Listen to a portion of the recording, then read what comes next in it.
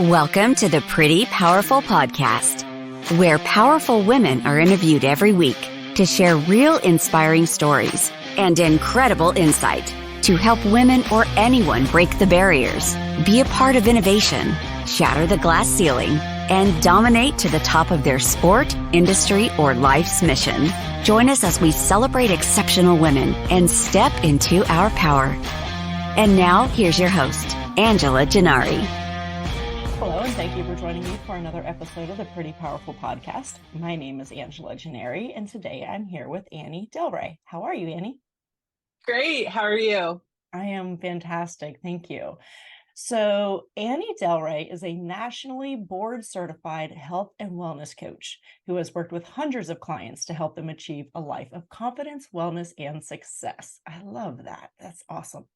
So along with multiple certifications, she earned her bachelor's degree in psychology and a master's degree in integrative wellness coaching. Sorry, I get tripped up on that word. Her master's capstone project was titled Health Coaching as an Effective Tool for Managing Stress and Anxiety. Oh, that's going to go well in this. I can be your first case study.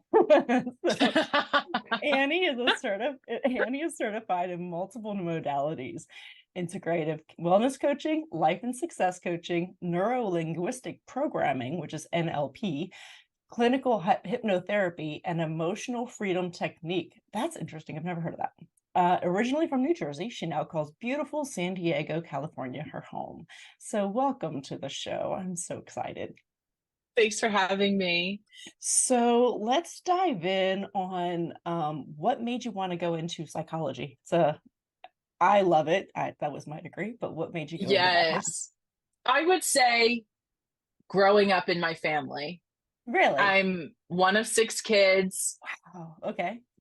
Bit of dysfunction, like strict Catholic family. Yep. And I think I know that's what sparked my interest. I was like, what is going on? Mm-hmm. What is happening? The male and female, there was 3 girls, 3 boys. So it was, yeah. I was very curious. I'm like, what the heck is going on? Mm-hmm. You know, it's funny because I was kind of similar. I was in high school and I had my very first psychology class in high school. And it was like an epiphany, like my aha moment. Like it was like, oh my God, things make sense. You know, like I get it. Yeah, I'm right there. That was it. I took an elective psych. Yes. Mm-hmm. And you're reading these things and you're like, there's a name for that. They've done studies on that exact thing. Just right. Yeah. Well, and then you start like, hey, listen, instead of being called bossy by everybody, like I'm just assertive, right? Like it's a personality. Right. It's because I'm the oldest girl. Right. Yes. Right. Yep. So, okay, I can totally relate to that. Okay, great. So you studied psychology and then you started getting into some more specialty. So like stress, anxiety. What is neuro-linguistic programming? Ooh, I love neuro-linguistic programming. So just to break down the word, neuro meaning the brain, linguistic meaning the language, and programming meaning they're both programming us. So the language we use matters, or the language we take in, right? Even if you get good grades, if one of your parents is telling you you're stupid every day, well, that's what's being programmed into you. Even if the teachers and everyone is like, you're so smart, depending on the person who's saying it, that you planted that seed, and now it's going to take a bit to, I don't know, dig up that seed. Yes. I've never used that analogy before, so there you go. Yeah. You know, it's so crazy because there's more and more research coming out about this, and I think a lot of it was like that movie The Secret. Remember that from like years ago, right? So that movie The Secret was like that was I watched that movie and I was like, oh my gosh, I do this all the time. And so like now when I hear people say stuff like I'm so stupid, I'm like, don't ever say that. Don't ever let that come out of your mouth, right? Because you're not, and you Yes. might be having a moment of like, gosh, I should have figured that out. But what you say to yourself matters, right? And we get so down on ourselves, like Oh, I speak to myself in ways that I would never speak to somebody else, right? And that is neuro-linguistic programming, right? Like I'm programming myself to beat myself up if I'm not reaching certain goals or doing certain things, or if I don't give myself mm, any grace. yes, that's such a good word to use. Not giving Mhm. yourself any grace, where family and friends probably would, for the Yep, most, if you have healthy people in your life, they would. yep, I exactly. remember one gal, I said something, this was a few years ago. I said something like, I'm an idiot. Yeah, It was something yeah, silly, right? Like something yeah. super silly, but I did say that after. And she turned to me and she's like, hey, don't talk about my friend that way. Aw, that's nice. And I was like, that's such a great way to say it. Like you wouldn't talk to Yes. your friend this way, and calling me out gently on don't talk to yourself that way. I love that. That's really smart. So, okay, so neurolinguistic programming is something that we have been kind of taught to, I guess the way we speak to ourselves is more important than the way other people speak to us sometimes. Because you start to, if you hear constantly that you're not good enough from your parents or that you're not good enough from your teachers, you start to say that to yourself. And, I've actually started in the mornings, I listen to affirmations before I get out of bed. Oh, And then I also yes. turn them on before I go to sleep. So, but I listen to these positive affirmations because I'm really bad at, like, I will say bad things about myself all day long. And like, I should have known better. I should have done better. I should have tried harder, And so I have to Mm, kind of like reprogram my head, and it's gotten much better. yes, that's a reprogramming. That is Yeah. the bet. That is the word for it. I Yeah. Yeah. I also give another example of growing up, you would hear people say they're filthy rich. So as Mm, a kid, you think filthy. I get in mm, trouble when I'm filthy. My parents are mad at me when I'm filthy. People don't want to stand next to me when I'm filthy. So your little brain took it in. Rich equals bad. Money yeah. equals bad. Mhm. Um, or money's the root of all evil. Evil? I don't want to be evil. I learned that you're Mhm. not supposed to be evil. So Mhm. the Mhm. even a big thing is what how parents act in front of their children. What are Mhm. they saying? Yeah, yeah. Well, and they also talk about, like, I hear all this as well, what you put out into the universe, right? Like what you put out comes back. And so if you always say things like, I can't afford it, I've got to get out Yeah. of debt. Like if you're focused on the negative word, you're not going to get to the positive word, right? Like if you just say, Mm, if you're constantly focused on the debt that you have and the lack and the lack and the lack of money, lack of love, lack of resources, then that is what starts to project into your life. Isn't that right? yes. Yes. And they say when you're doing something such as setting mantras or affirmations, Mm-hmm. don't put it in the negative. So it's Right. not, I don't want to gain weight. It's, I am strong, I am healthy, I am fit, Mm-hmm. or not, I don't want to be in debt, but I am a saver. I have financial freedom. Yes. So as Yes. you were saying, Mhm. putting it into a positive and don't focus on what you don't want. It's like, don't think of the purple elephant. Right, Well, right, right. obviously I'm thinking of a purple elephant. Like, come Yes. on. Yes. Yes. Yes. So it's funny that we're actually talking about this on a new moon, which it won't be published on a new moon, but still, like I think that that's funny because I literally wrote affirmations this morning for the new moon, but whatever. So Nice. by the Nice. by. But so tell me a little bit about emotional freedom technique. What is that?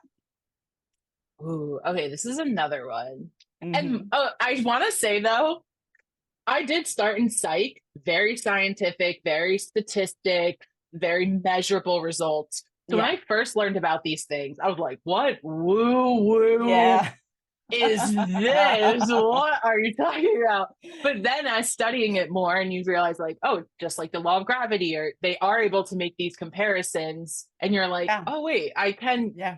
And there are more studies coming out and people are more open-minded. So I just want to say this because when I learned about NLP or like EFT, the emotional freedom technique, I'm like, oh, yeah, no, totally. And it's funny because it's measurable now. Like they used to say, oh, this is just like, it's not a real thing, but it's measurable. You can actually measure the results of it. So it is interesting. Yeah. I mean, do it, I urge people to do it themselves. Like go 30 days where you are saying certain things to yourself and then see what changes in your life. Like, don't believe us. Like, don't believe me for a minute. I don't know what I'm talking about.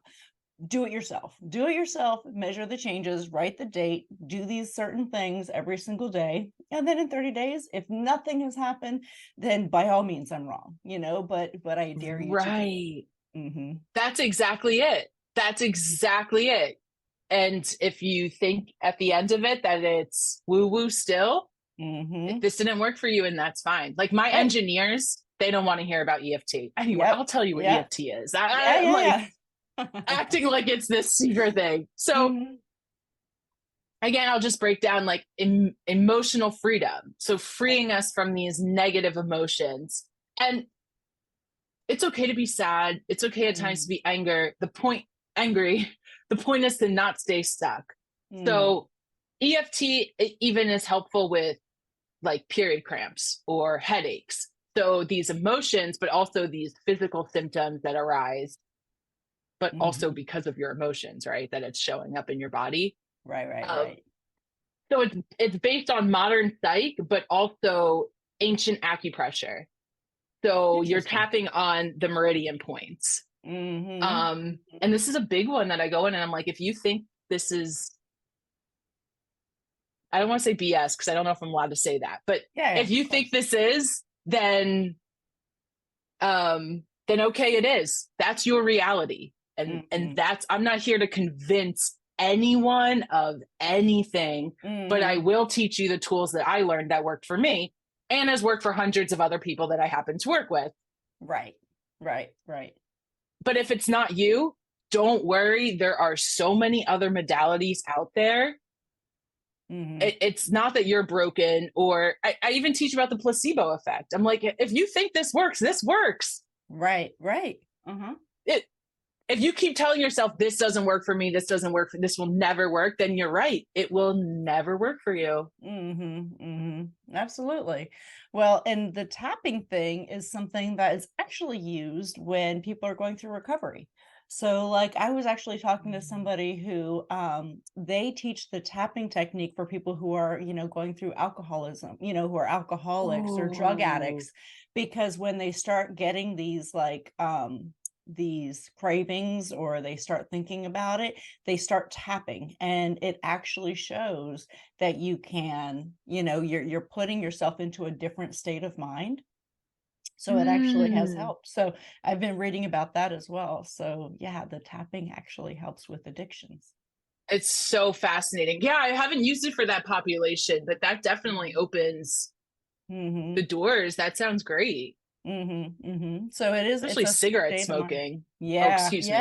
No, yeah, absolutely. Because you're right. I mean, it's just any kind of addiction, you start having these cravings, you start thinking about it, and you start tapping on certain places on your face, right? So isn't it just around your eyebrows and so head, above the eyebrows, side of the eyes, cheeks, under the nose, under the cheek, or on the chin. And then I say your bra line, but only because men would know where the bra is just as much as the women know. Right. Yeah. So but that was something I actually had done, some sort of like a meditation yoga class, and they ended it with tapping. So I thought that was interesting. And you'll like that idea of like you'll vibe high. My hands get tingly. It's a fabulous, and I like it because it's free. Aside from learning it from a practitioner, it's free. I have my clients do it, especially those suffering from panic attacks. I tell them, go to the bathroom at work, Step out to your car. Yeah. Yeah. No one will see you do this. This is beautiful. Interesting. Okay. So emotional freedom technique is mostly the tapping. Is that what that is? Is EFT. Yeah. Okay. More commonly known as EFT. Probably should have started with that, but you already picked it up. Yeah. Yeah. Well, no, because that was the one, I didn't know what it was called, but I knew the tapping thing was, I had done that before, and it's interesting. All right. Yeah. So what do you feel is one of the more effective ways to teach people how to have better health and wellness, reduce stress? Tell me what tools you generally give to people. So one of the first things I do is introduce them to the wellness wheel. So you may be familiar with it, but for those who aren't and listening, it is, think of a pizza pie with different slices, and wellness wheel meaning different areas of your life. So one may be finance, one slice may be your environment, social life, career, and having them rate that 1 to 10. Okay. 10 being, I never worry about this. I am amazing. I am the absolute greatest. I'm the guru. And 1 being, I need a lot of help. Right. This brings me huge pain. Another thing I tell them is I truly coach 500 to 600 people. No one says they're a 10. 9s. Nines in some area, especially if they're like financially steady, they're very proud to say that they're a 9, which that is a beautiful thing. We should be celebrating. But allowing them, especially people who come to me and they're like, my life's in shambles. Oh, I have nothing to give. They take this assessment and they're like, okay, actually I have family who loves me. My family is, or I do have a fulfilling career. My finances are low, but I have a fulfilling career. So allowing them to take stock, and even that clarity really helps. And then I go on to tell them, hey, goal setting is super fun. Number 1, what we can do is change it to the word experiment. We don't have to call it goals. That might be too intimidating. Let's call this an experiment. Right. And the other is, a lot of people think if I set a goal, that means that I'm starting the struggle bus. This is going to be hard, especially if I've tried it before. So I say, let's have fun. Is it what you've struggled with the longest? Is it what affects you daily? Is it a goal that's most exciting? Is it the easiest goal that comes to mind so you can get a quick win? Right. We don't have to pick what's crippling you right now. Yeah. And that brings a lot of relief of like, oh, okay, I don't have to do the biggest thing in my life right now. Yeah. Okay. Yeah. So how do you feel about like if people have like a 3 and a 4 and, do you say, let's work on everything all together, or do you piecemeal it? Like, where do you see there's more success? I love that question. Definitely one at a time. Yeah. Definitely one. I feel like that's why New Year's is hard, because I'm getting a new wardrobe. I'm going to lose 100 pounds. I am going to leave a job that I hate. I'm going to get better at communication skills. I'm going to learn Spanish, be a better public speaker. And you're like, whoa. You're spreading yourself too thin. Let's do one, move on to the next. Like one at a time. Let's concentrate all your efforts on this one thing. Yeah. I think that's smart, because when you set people up for failure, then it's just too much all at one time. They get overwhelmed and they quit, right? Because it's all or nothing, right? And it's like, well, if I can't do it all, I can't do any of it. I'm just going to quit. This is just too much. I can't do everything. I can't be a different person, right? And so they get overwhelmed, and overwhelm is one of the reasons that people will walk away from their goals or their desires, is they're just overwhelmed. That's exactly it. And that's why, even let's say weight loss is the goal, I really encourage them. So, I'm sure you've heard this of, I'm going to lose weight. I'm going to go to the gym every day, 45 minutes, hard body. I might get a trainer who's going to be a ton of money. Yep. Pedal back. Let's start with even 10 minutes at the gym. So when you stay for 15, you feel awesome because you're already there. You already drove. You already have the clothes on. Or how about we start with 5 minutes around your block? How about this Mhm. week, all you're doing is parking further away from the store? That's Mhm. it. This Mhm. week, all you're concentrating on is hydration. Yeah. That's it. Just Mhm. hydration. Um, just these simple little tweaks that people are like, oh, it's so easy. Okay, but why aren't you doing it? And I mean that in a friendly, pushing way of like, so if it's so easy, prove it. Let's do an Right. experiment, you and Yeah. me. Yeah, yeah, yeah. Yeah, Yeah. well, and I think if you wanna, if you want long-term sustainability, it's gotta fit into your life, right? And, Yeah. if my life has been one way for 40 years and then all of a sudden I'm gonna make all these like overnight changes, that's not sustainable. It's gonna last for 3 days and then I'm gonna be like, but I Yes. really want that ice cream, right? So, and Exactly. then you're like, well, I've already failed. Oh well, I'm done. So you have That's to it. set yourself up for success. Yeah. I love that you said I already failed, so I don't have to do it 2 nights. And Mhm. also, what is your lifestyle? So you were just mentioning this, like if you're a single dad, your Mhm. priorities are so different than a single guy. Yep. Yep. 100%. You're packing lunches the night before or the Mhm. morning of. You don't have an extra hour in the morning to sit in silence. You don't Mhm. Kids aren't silent. If you're a Mhm. newborn mom who's breastfeeding and has to get up multiple times a night, you might not be waking up an hour early to write your book. Right. Let's find Right. another way to do that during nap time or Yep. um again, like you're not the single 20-year-old. Mhm. Let's not Mhm. make single 20-year-old goals, or at least it could be the same goal, but let's talk the the answer to other people or the solution to other people may not fit into your life. Mhm.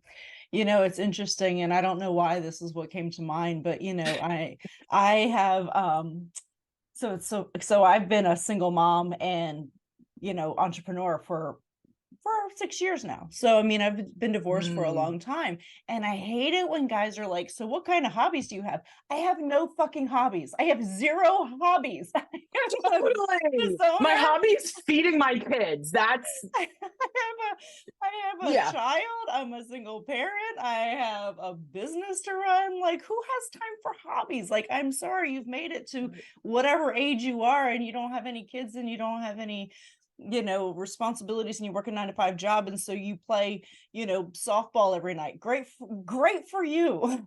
I don't have any hobbies. Right. Don't make me feel like I'm a less than person. I, Right. like I'm this loser that I can't come up with 2 hobbies. Or I what don't have any age are my hobbies. kids right now? Mhm. Because that's also going to affect my time. Yeah, Like 100%, 100%. is But yeah, we all yeah. have different needs and, setting yourself up for success. Like, yeah, sounds great. I could play golf every Friday, but I can't play golf every Friday. Like, it just is not going to ever fit in my life.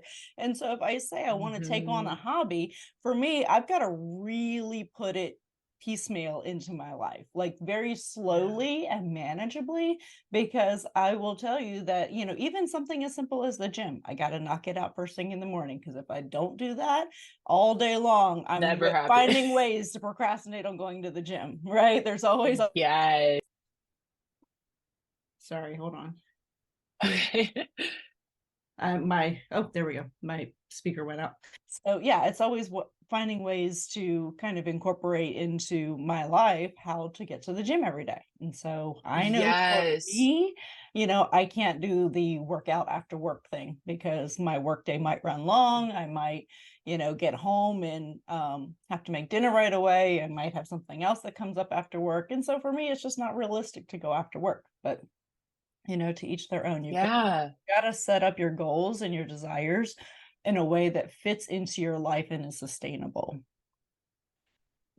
Totally. And Mhm. actually, that's a good segue Yeah, yeah, to as you were mentioning the idea of like where do I start with people? So it is the wellness wheel, yeah. but then another two things that are very important is what are your values and what are you prioritizing? So you're Okay. prioritizing your health. Mhm.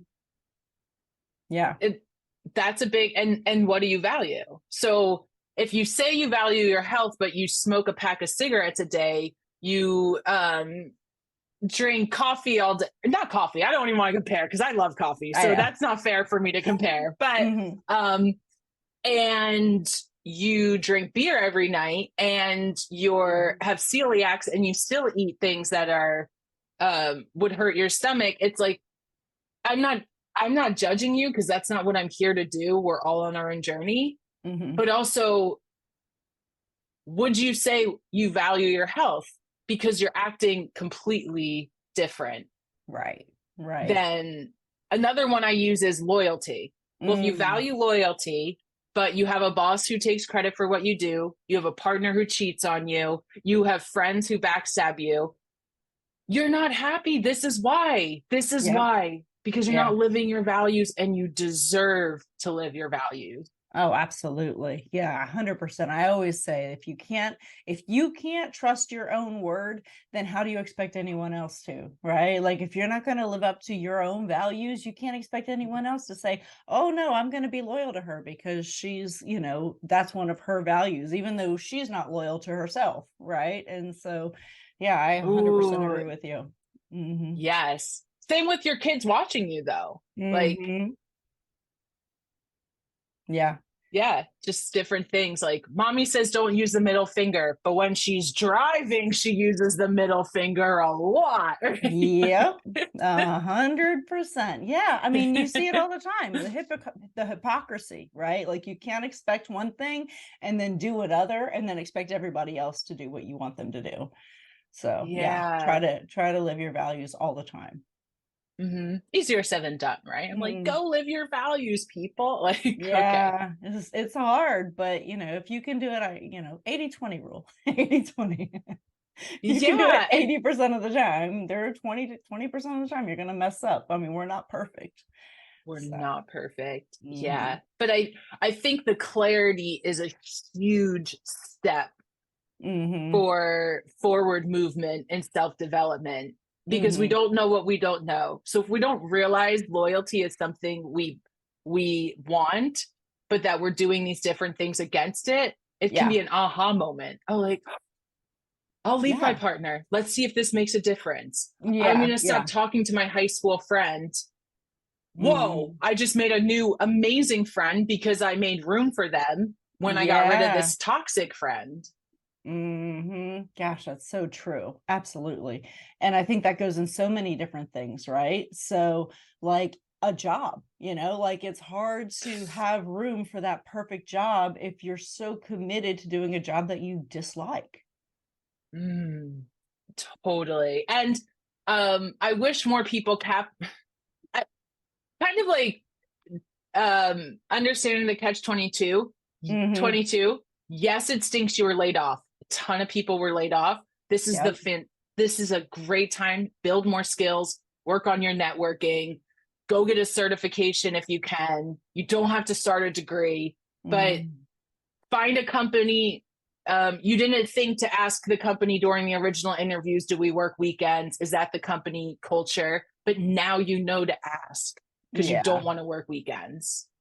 Yeah, absolutely. So speaking of working weekends, so work-life balance, let's talk about that because that's something that I know I struggle with and a lot of people do. So how do you accomplish work-life balance? So the very first thing I teach with work-life balance is a mindset shift. And back to NLP is let's look at the word balance and let's sub that for harmony. Because when we think balance, we think 50-50. Right. And do you really, really, really want 50% or more at work? Right. And if you love what you do, you don't really call it work, but you know what I mean. Like, do you want 50%?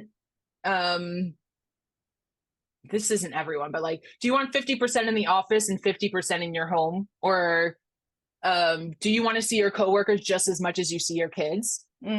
Yeah.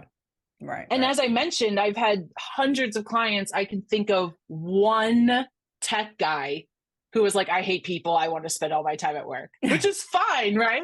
He's like, I don't want to leave my house. I don't want to make friends. I don't want to network. My job gives me my privacy. I could work from home. Okay. Happy as a clam. Okay. But most parents wouldn't say, I mean, some parents do, but most parents wouldn't say, I don't want to see my kids all week. Right. That's true. Yeah. So allowing them that relief of, how can we make this harmonious? Yeah. It might not be perfect, but I like the idea of harmony. That's different. Yeah. Because you do think of balance. You're like, well, I'm giving more to work this week. I need to give more to my family next week. And it's not always interchangeable like that. Right. And so as long as it's in harmony, as long as like it's something simple, but like I hated working from home all the time because I never got that decompression time from the office to the home. And so like, I felt like I was always in work mode when I was working at home. So like during that whole pandemic, when everybody was at home, like I never came down. I would, get my computer out. I'd be working on my laptop while making dinner, and I'd be, like I never shut it down. I never took the time to like say, okay, I'm home. This is home life. Right. And so there was the blurred lines there. And I didn't have harmony. I wasn't able to create that harmony. Yes. And I mean, same with having kids home. Like you love your kids, but you weren't able to separate work and your kids at all. Nope. So yeah. That's a bit challenging. And they struggled with the whole school thing. I'm at home. I should be playing. I shouldn't be doing schoolwork. I should be out with my friends. I should be, like they struggled with the concept of, blurred lines when it came to work and school and playtime. And, I want to relax. I want to watch TV. I want to do this, but they're also supposed to be at school. Right. And so the school thing was not a thing. So yes. And that's also why, excuse me. No, go ahead. Sorry. That's another reason why environment is one of the spokes in the wellness wheel is do you have a designated place to work? Yeah. And it might be a closet. You might empty out your pantry and put a chair in there and that is yours. Talk with your partner. Maybe half the week you have the office, half the week they do. Maybe it's putting up a sign in your bedroom. No one's allowed to come in. Yeah. Go to Walmart, buy a $20 desk, have your little corner, put a cute little sign and like a picture of who you love, make it like your little work desk, but and then leave your laptop there, unplug and walk away. The problem is we can take our laptops everywhere. We can take it to cook. We can take it like, oh, it's so challenging. It's so challenging. It really is. So is that what digital wellness is? Because you talk about digital wellness. What is that? So that is a part of it, but more like social media. How much are you on your phone? Yep. I know I keep bringing up kids only because there's so many parents out there. Right. Their little eyes are on you. If you scroll on the couch for hours and hours and hours and then yell at your kid for being on their iPad for hours and hours and hours. I mean, you are the adult, right? Like we can tell kids what to do. You are the adult. But also it's not shocking and groundbreaking that your child is also doing what you're doing. Lead by example. 100%. You have to do that. So we have a no phones at the dinner table policy, and so every once in a while I'll be sitting there and like I'll bring my phone to the table, and then I have to be mindful of like, do not pick that phone up, because if it's in front of me, I'm like, do not pick it up. But it is challenging because it's a natural reaction. Just pick it up. The phone buzzes, you got to pick it up and see what it is. And so, it's easier if you can just leave it on another countertop or something and not have it at the table at all. No temptation. Right. And and this is hard for some people, but don't bring your phone into your room. If you can live without it in the room. Try to do that. Be off your phone at least an hour before bedtime. Shut down your computer at least an hour. This is really hard, right? It's really hard. It's so, especially especially owning your own business where you feel like you have to be on and there's no one else on your, like you may not have a team. So there's no one fielding that emergency that may be, you know, if you are signing on these clients and you feel an obligation to them and you say I'm available 24/7. Yep. But I'm not. And then that leads to boundaries. Yeah. Setting these boundaries so that you can set your own boundaries. Yeah. Yeah. And you have to set boundaries with people too. Like I've noticed that in the past, I was really bad about giving my clients boundaries and my employees. So like I would have employees calling, you know, my employees expect me to work when they're working. And sometimes they're on an overnight shift and like, oh, hey, I forgot to tell you I was not going to be able to come to work tomorrow, or oh, hey, you know, can I get these extra 3 shifts? I'm like, it's 4:00 in the morning, right? And so like I'm not doing scheduling right now. I'm sorry that this is what's on your mind because you're working and I am not, because I've already worked my, you know, full office hours this week.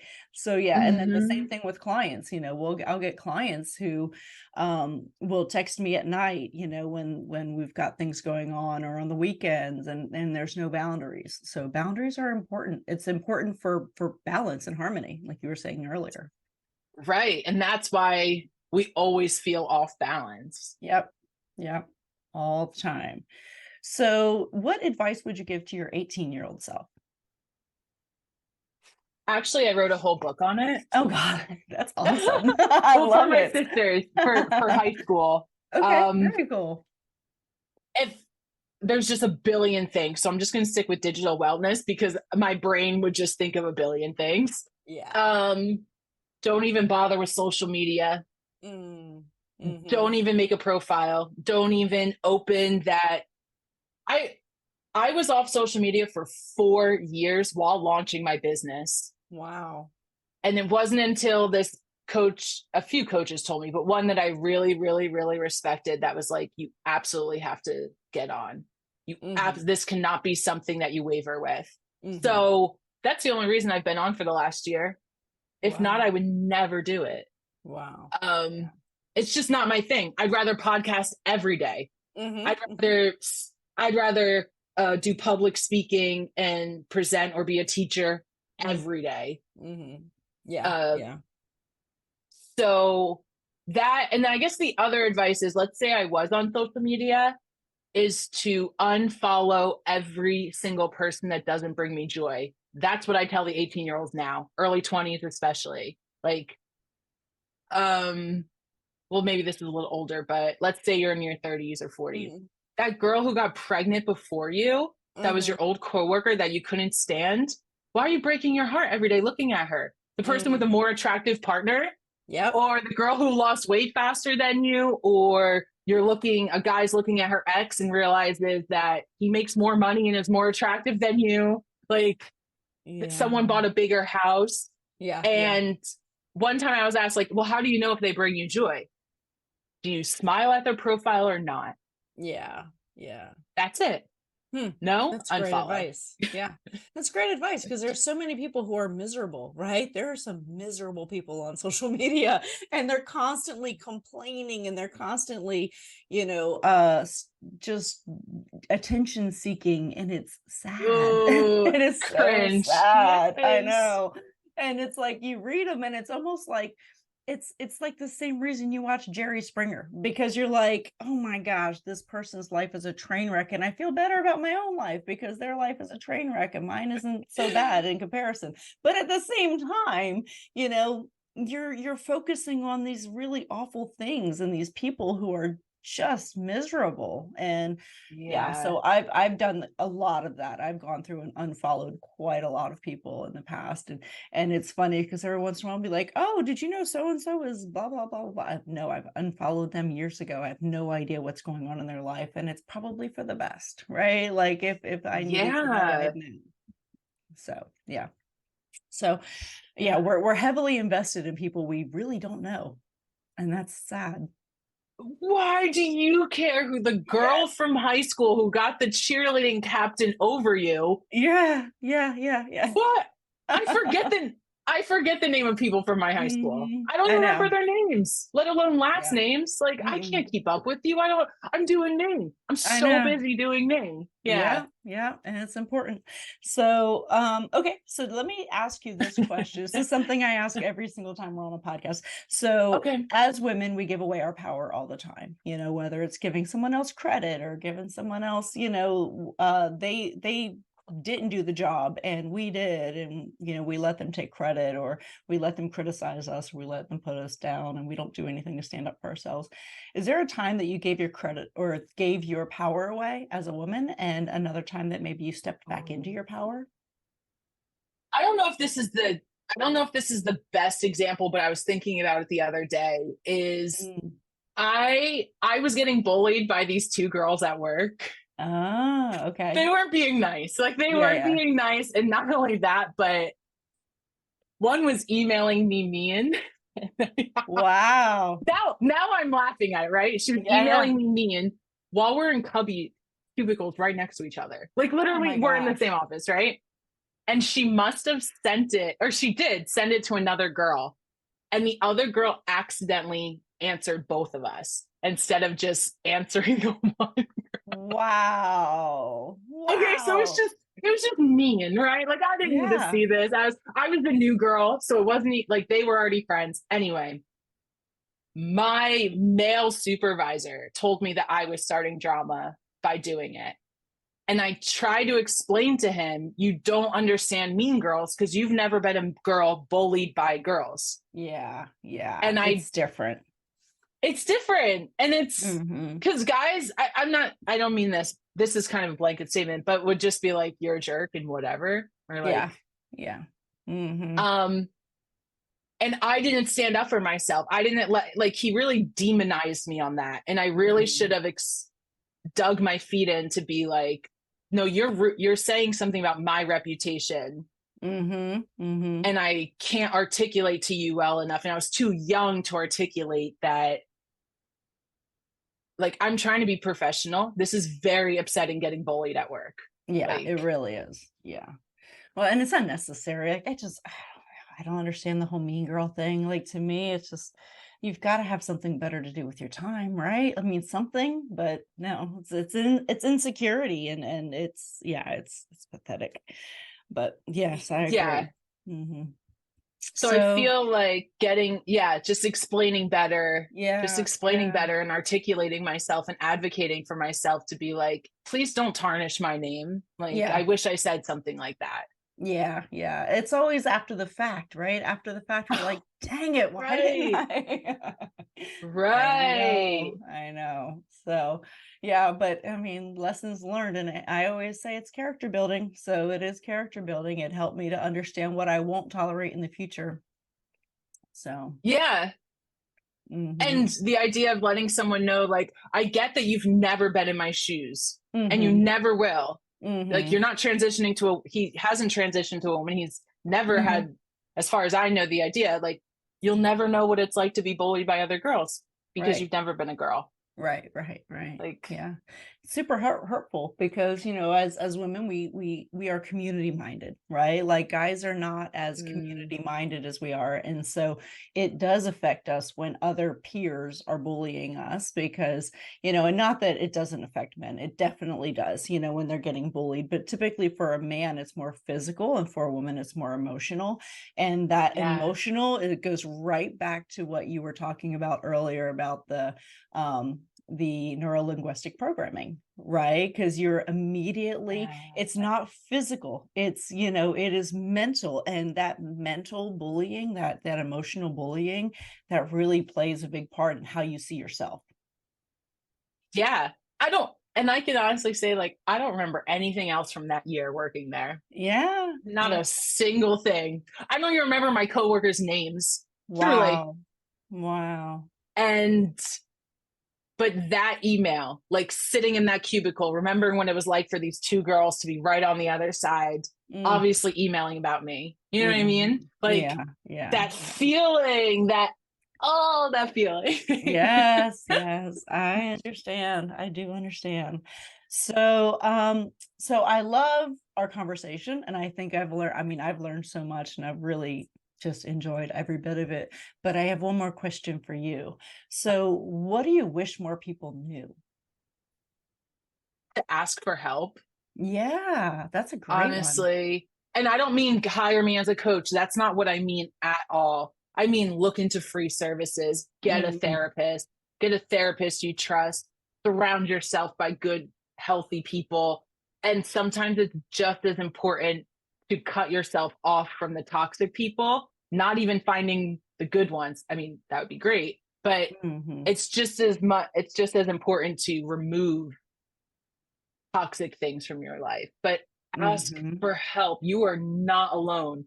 I guarantee you are not alone. There are support groups online for what you're experiencing, or in person, or chat rooms. Like, absolutely. Find your tribe, right? Like find your people and find help. Yeah. Asking for help is so hard though. I know people say, oh, just go ask for help. But then you feel like you're so vulnerable and you're so afraid of, well, what if they take advantage of me? What if they tell somebody? But it's not enough of a reason. Ask for help. I've had people who struggle with depression and just struggled with other things. And, just asking for help can make all the difference. So right. And I really encourage the men who are listening to do that. Yeah, absolutely. It's hard, especially if your partner, like a lot of the men that I work with, are talking to me about things and saying, I can't talk about this with my partner, which is leading to so much sadness. Or depending on their culture, men in my culture aren't supposed to be like this. So I married a woman in my culture and she's seeing me crying. She's never seen her dad cry. And she's telling me to man up because that's all she's ever heard. So of course they're less likely to go ask for help. Why would they? They were just stunned by the person they married. Like, yeah. Oh, it's so hard. Well, thank you so much. I have really enjoyed our conversation, and I just love all the great advice that you've given to everybody. So tell me how people can find you. I would encourage them just to go right to my website. To my website. There's a free 100+ page manual that will really help, like, jumpstart. It's free for a reason, right? Because I don't really care how people improve themselves as long as they're working towards improving themselves. Yep. Agree. So, and what is your website? Is it anniedelre.com? Yeah, just my first and last name. Yeah. Okay, perfect. Well, and you can also find Annie on our prettypowerfulpodcast.com website, and all of her links will be there. So please make sure to check her out. And thank you so much, Annie. You've just been such a pleasure to talk to, and I've really, really enjoyed our conversation. Thanks for having me. Thank you. Absolutely. This has been great. Absolutely. Have an amazing day, everybody. Thank you for joining our guests on the Pretty Powerful Podcast. And we hope you've gained new insight and learned from exceptional women. Remember to subscribe or check out this and all episodes on prettypowerfulpodcast.com. Visit us next time. And until then, step into your own power.